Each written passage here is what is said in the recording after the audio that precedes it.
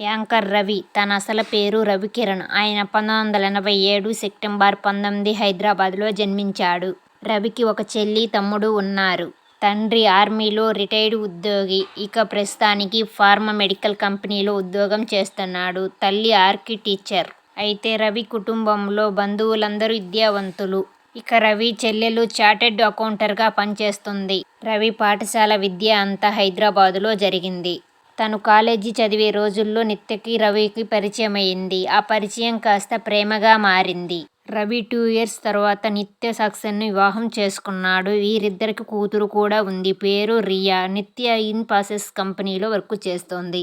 నిజ జీవితంలో రవి, నిత్య కలిసి అనాథ పిల్లల్ని చదివిస్తూ సాయం చేస్తూ ఉంటారు. ఇద్దరూ కలిసి ఎన్నో చారిటీస్కి సాయం చేసేవారు. రవి వచ్చిన డబ్బుల్లో 20% వరకు చారిటీస్కి ఇస్తుంటాడు.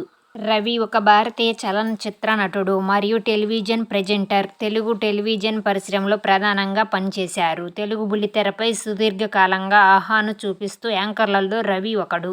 ఇది మా ప్రేమ కథ అనే సినిమాతో హీరోగా ఎంట్రీ ఇచ్చాడు.